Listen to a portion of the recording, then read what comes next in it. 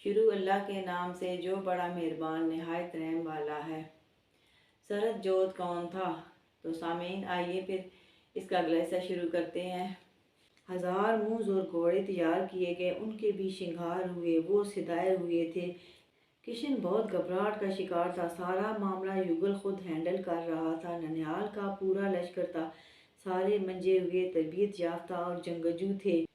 Kishan male female کے رشتے سے بھی ناآشنا تھا۔ یوگل طرح طرح کے سوال کرتا جن کے کشن کے پاس جواب نہ تھے۔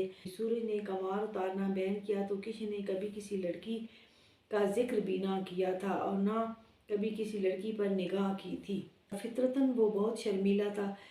سارے رومز ساؤنڈ پروف تھے، باہر آوازیں نہ جاتی تھیں، باہر سناٹا ہوتا تھا، اندر کوئی نہ آتا۔ ہاں، وقفے وقفے سے حویلی کے مکین کھلی کھڑکی کو جھانک مار لیتے کہ نماز کے اوقات میں بھائی کھڑکیوں میں کھڑے ہو جاتے تو گھر والے انہیں دیکھ لیتے تھے۔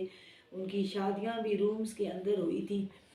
آج کشن بنسی پورے 20 سال کا ہو گیا تھا۔ رات بڑے ماموں اور نانا نے مل کر اس کا شنگار کیا تھا۔ سورج کے بعد سے اب تک کوئی اس کے سطر سے واقف نہ تھا۔ ہاں، باقی بدن کا پردہ نہ تھا۔ یوگل نے بھی ہار شنگار کرانے میں نانا اور ماموں کا ہاتھ بٹایا۔ سب کے لبوں کو جیسے تالے لگ چکے تھے، صرف یوگل کی آواز کبھی کبھار ابھرتی تھا۔ جنوں کی ایک بڑی تعداد نے حویلی کو گھیرا ہوا تھا۔ حویلی کے سناٹے میں کشن کی طویل سانسیں گونج گونج جاتی کہ وہ بری طرح سے اتھل پتھل ہو رہا تھا۔ یوگل وقفے وقفے سے کشن کو سمجھا کر یاد دہانی کراتا کہ باپو جی کی سمادھی کے پاس پہنچ کر رسہ ہاتھ سے چھوڑنا ہے۔ کشن ہاں میں سر ہلا دیتا۔ یوگل تسلی کراتا کہ ہم ساتھ ہوں گے، رسہ بھاری ہے، کلائیاں دکھیں گی، ہم ساتھ ساتھ ملتے رہیں گے، مگر رسہ ڈھیلا نہیں پڑنے دینا، گرفت مضبوط رکھنی ہے اور وقفے وقفے سے سیٹی مارتے رہنا ہے کہ گھوڑے قابو میں رہیں۔ جنوں کو الرٹ رکھنا ہے کہ گھوڑے کسی قیمت پر بھٹکنے نہ پائیں۔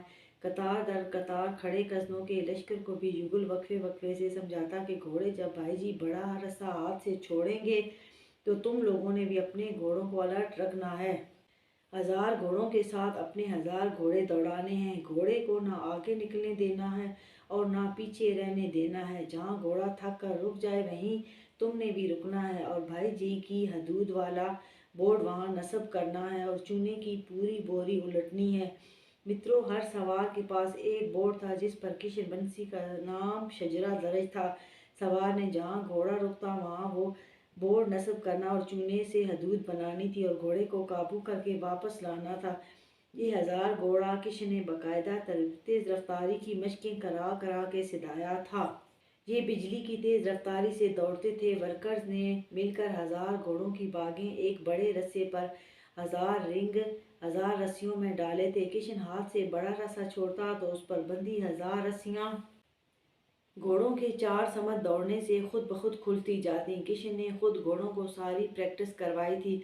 اس کے پاس سنگریزوں کا علم تھا، اس کے لیے مشکل نہیں تھا۔ وہ الیکشن سے بھی ہنومان گڑھ جیت سکتا تھا، مگر اس نے گھوڑوں کے قانون کو اپنا کر علاقہ فتح کرنے کا ارادہ کیا۔ متروں، گورے جب کسی سے خوش ہوتے تو کہتے گھوڑا دوڑا لو، جہاں گھوڑا تھک جائے گا وہاں تک زمین تمہاری ہے۔ گھوڑوں کا دوڑ کر تھک کر رک جانے پر پھر 1000 گھوڑے قابو بھی کرنا تھا اور کسی بھی حکومتی مداخلت اور کارروائی سے بھی نمٹنا تھا۔ یوگل نے کشن کے کمار اترنے کے لیے لیڈی ورتھا کا انتخاب کیا کہ اس کا کاپر کا بکارت تھا اور وہ پرعرض پر مردانگی کے سامنے چیلنج بن کر کھڑی تھی۔ وہ 45 سال کی تھی، سوائے باپ کے اسے آج تک کسی نے نہ چھوا تھا۔ وہ بے حد حسین اور خوبصورت جسم کی مالک تھی، سنہرے بال بدن پر لہراتے رہتے تھے، اس کے کور کنوار دور سے چمکتے نظر آتے تھے۔ کشن نے اس کی تصویر نہ دیکھی تھی۔ ہاں بھائی اس کی تصویر فریم کرا لائے اور اس کے بدن حسن پر خوب تشریح کرتے۔ بابل بھی موقع دیکھ کر اسے چومتا رہتا۔ کشن نے 4 سالہ بھتیجے نکلس کی مدد لی اور بڑی فریم شدہ تصویر اٹھا کر باہر توڑنے کو کہا۔ فریم نکلس نے توڑ کر فوٹو جلا دیا۔ یوگل بگڑا تو نکلس نے بہانہ دیا کہ بابل کو پتہ نہیں کہ یہ اماں ہے، اسے چومتا رہتا ہے۔ کشن نے ایک دم مداخلت کی، بابل کی وہ اماں کہاں سے ہو گئی؟ میں نے کہا تھا فریم توڑ کر بابل کا نام لگانا۔ ہنسی کا ریلا آیا کہ کشن نے اپنی غلطی خود مان لی۔ نکلس نے مسکرا کر کہا، باپو جی آپ کی وہ کچھ ہونے والی ہے تو بابل سمیت ہم سب کی اماں تو ہوئی نا۔ کشن بری طرح شرما گیا۔ भाइयों ने अखबार से फिर कटिंग ले ली और नखिल ने जेब में रख ली। पांचों भाई दिन भर कई बार फोटो निकाल कर उस पर तबसरा करते। नखिल रहते तो उसे बहुत चूमते। किशन खामोशी से उनके तबसरे सुनता रहता, कभी मुस्कुरा देता।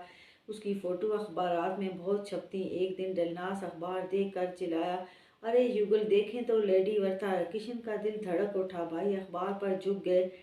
युगल ने तस्वीर को चूम लिया और कुछ देर बाद आकर किशन से लाड करने लगा तो किशन ने बिस्तर फौरन छोड़ दिया। वो समझ गया अब युगल छेड़छाड़ करेगा।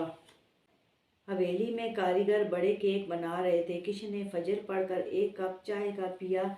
युगल ने हनी पिलाना चाहा मगर किशन के हलक से ना उतरा। श्रृंगार से किशन महक रहा था मगर चेहरा जैसे पत्थर हो गया था। वजूद पर सर्द मोहरी छा गई थी। पांचों भाई हिम्मत तसल्ली हौसले बने हुए थे और उसके बदन को चूम चूम कर उसकी ज़कात निकाल रहे थे। युगल किशन को बाहर लाए, सूरज निकला चाहता है। बाहर से नाना ने आवाज़ दी तो पांचों भाई संभाले बाहर ले आए। उसे बड़ी कुर्सी पर बिठा दिया गया।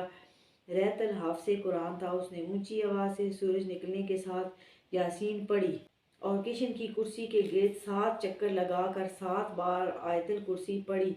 20 मन गेहूँ, 20 मन घी, 20 मन चावल, 20 मन शहद, 20 मन सरसों और 20 मन मेवा किशन के सामने रखा गया। किशन ने सबको पैर लगाया तो वो सदका कर दिया गया।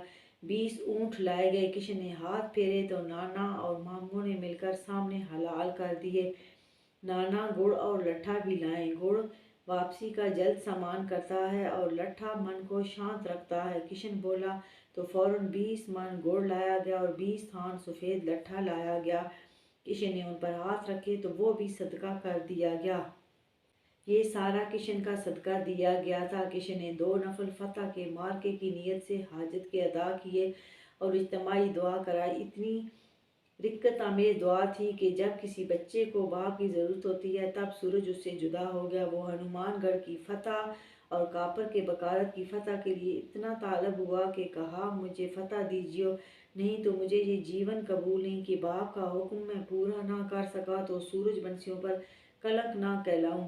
बड़ा केक लाया गया। 20 मन गेहूँ, 20 मन शक्कर, 20 मन घी, 20 मन मक्खन और 20 मन खुशक मेवाजात डाले गए थे। किशन ने 4 हिस्से कर दिए। एक हम खाएंगे, 3 हिस्से सूरज बापू के नाम की खैरात कर दें। किशन ने कहा,